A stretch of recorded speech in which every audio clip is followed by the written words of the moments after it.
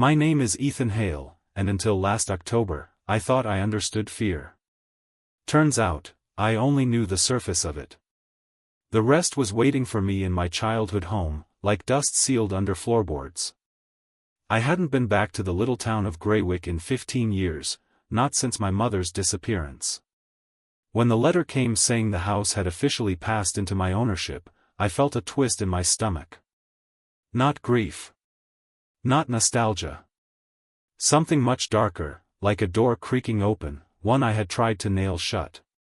I arrived just after sunset. The house stood at the end of the empty road, its dark windows staring out like sunken eyes.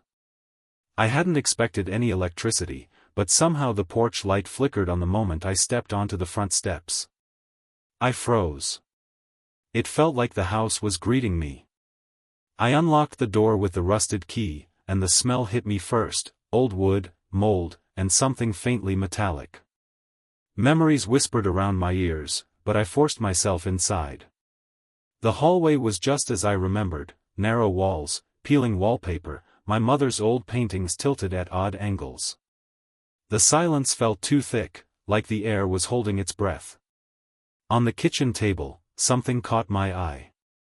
A single object resting in the center. A small brass key. One I had never seen before. And there was a note. "For when you're ready." My mother's handwriting. My heart slammed in my chest so hard I nearly stumbled. She hadn't written anything, not that anyone knew of, for years before she vanished. The house creaked behind me. As if someone else was standing in the room. I barely slept the first night. Every sound made me sit upright. Footsteps in the attic. Whispers in the hallway. The dragging of something heavy across the floor. When I finally drifted off, I dreamed of my mother standing at the end of my bed, her long hair covering her face. In the morning, I tried to ground myself with logic. Old houses make sounds. Dreams are just dreams. But the key on the table, it felt deliberate. Intentional. As if someone had placed it there knowing I would come. I walked through the rooms I had once known. My mother's old office was untouched, the dust lying like frost over her desk. Papers lay stacked haphazardly, many of them covered in circles and lines connecting dates I didn't understand, some kind of pattern or code. But what made my stomach drop was the last journal entry in her notebook. "He hears the same sounds I do. I'm not losing my mind. The house wants to tell him something. But he's too young. Not yet. Soon. He had to be me." My fingers trembled as I flipped the page. The next was torn out completely, jagged edges like teeth. I found myself staring at the brass key again. "For when you're ready." Ready for what? A chill crawled up my spine as I realized the truth: the key was not for any room in the house. It was for something hidden. Something she hadn't wanted anyone else to find. That night, the sounds returned, but this time, they weren't subtle. At 2:13 a.m., I heard a knock.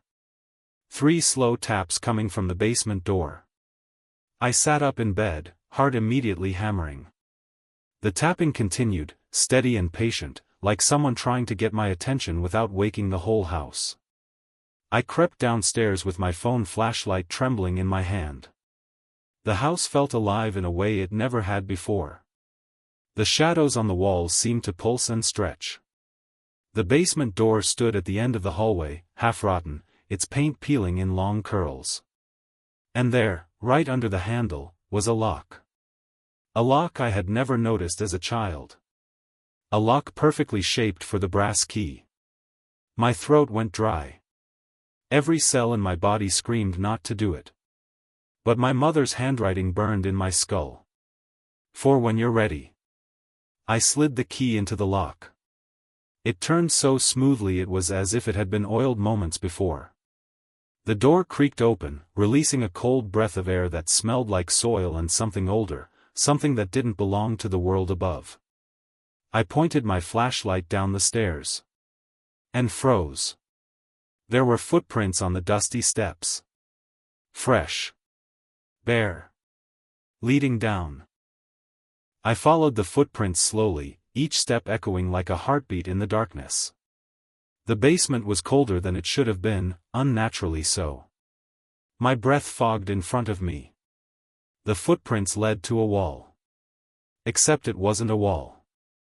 Not exactly. Up close, I saw a narrow crack running down the center, one that widened when I pressed my hand against it, revealing a hidden passage. My mother had built this. Why? I stepped inside. The air tasted stale and heavy.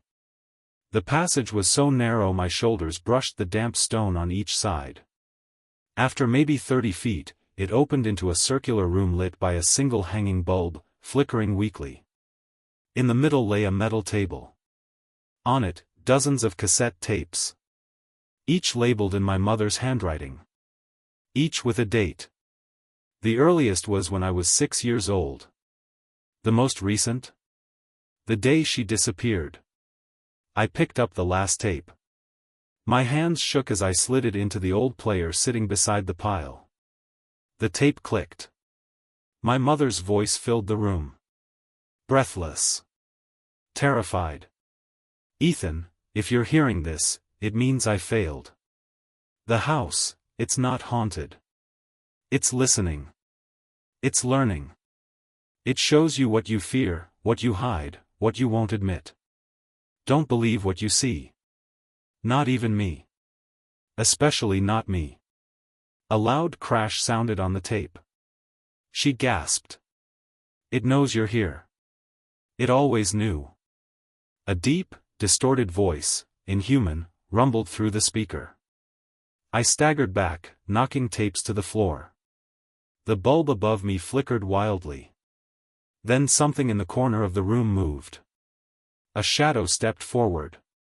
And then another.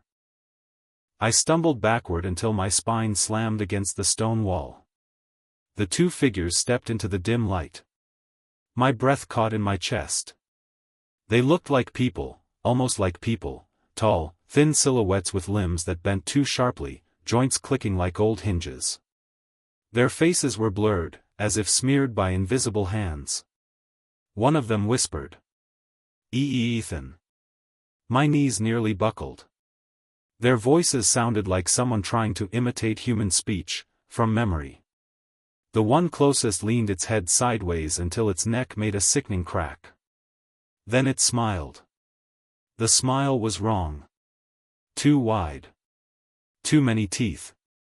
My instinct took over. I grabbed the tape recorder and hurled it across the room.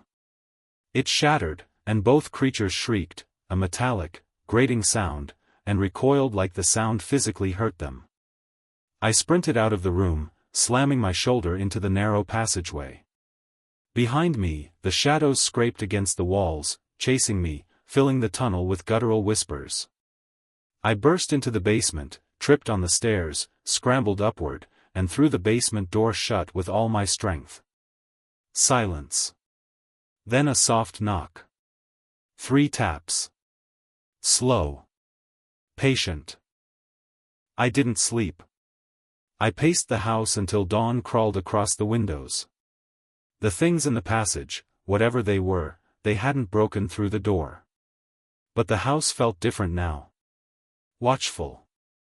Awake. I opened my mother's journals again, searching for anything I had missed.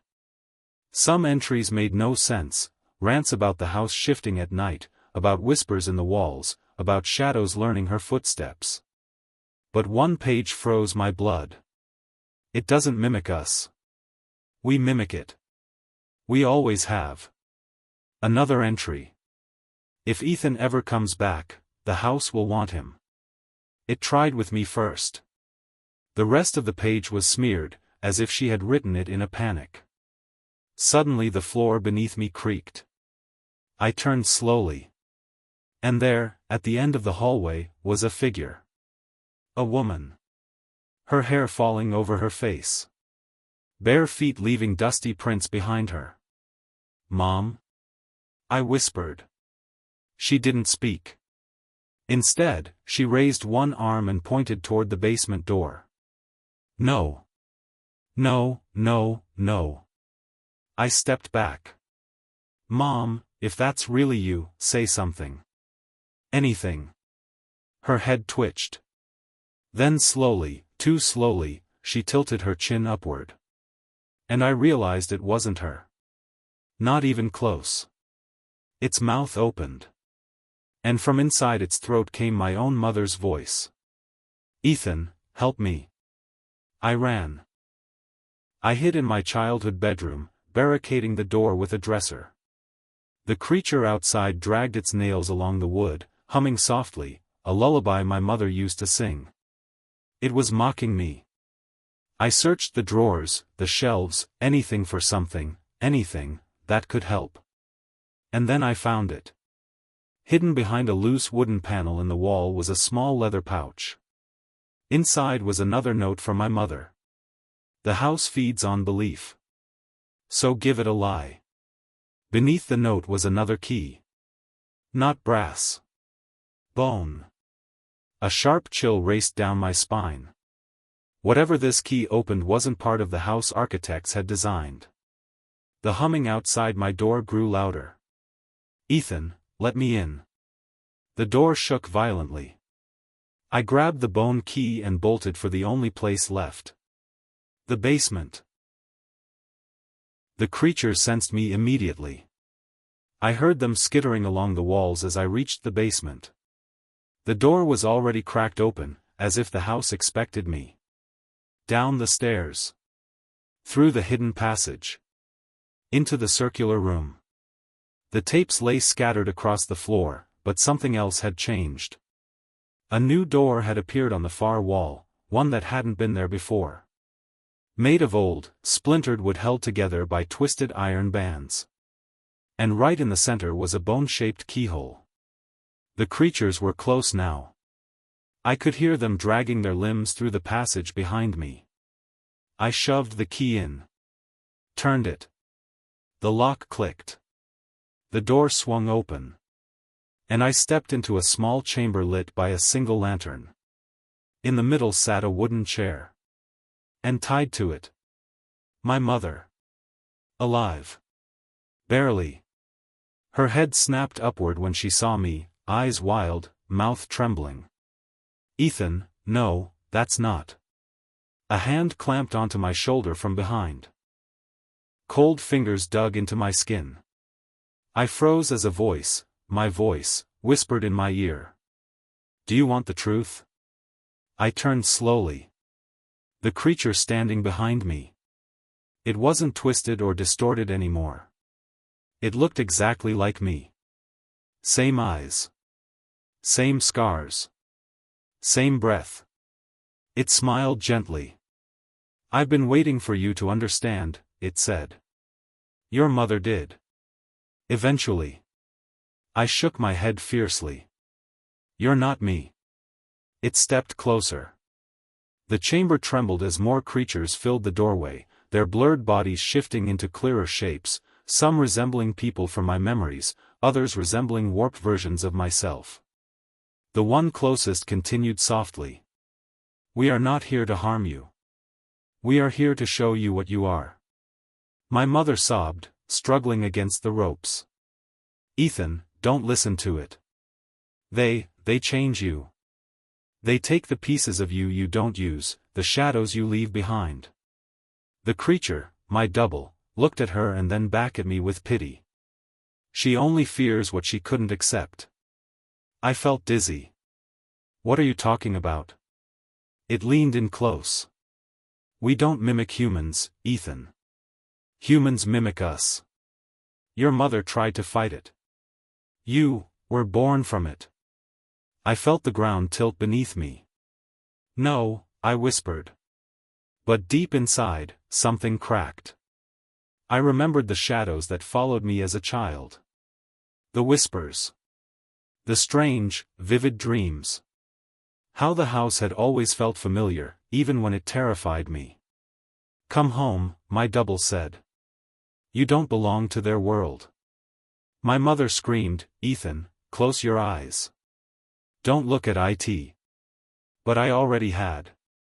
And in that instant, the truth rushed in like a tide. The house hadn't been calling me back. It had been calling me home. My double reached out its hand. And I took it. My mother's scream echoed through the chamber, tearing at my soul. The creatures around me bowed their heads. And then something impossible happened. My double collapsed into dust. Not out of weakness, out of completion. Because I wasn't joining them. They were joining me. The shadows slid across the floor, merging with my body, filling my veins with cold fire. My vision sharpened. My hearing deepened. My reflection in the metal table no longer looked entirely human. I turned to my mother. She stared at me with pure terror. "Ethan, what have you done?" I stepped toward her. Calm. Certain. I finally remembered who I am. The house groaned softly, as though relieved. I untied her ropes. She flinched away from me. "Don't come near me," she whispered. But I heard something else under her tone. Hopelessness. Understanding. She had tried her whole life to protect me, from the truth, from myself, from the house that had birthed me as much as she had. I gently touched her cheek. "Mom, it's okay. I'm not going to hurt you." She trembled. "Then what are you going to do?" I looked toward the doorway where the creatures once stood. The house hummed around us, alive with expectation. "I'm taking you home," I said. "But not this house." She frowned through her tears. "Then where?" I smiled, too wide, too many teeth. "The place where I came from." The lantern flickered out. The chamber plunged into darkness. Her scream was the last human sound that ever echoed beneath that house.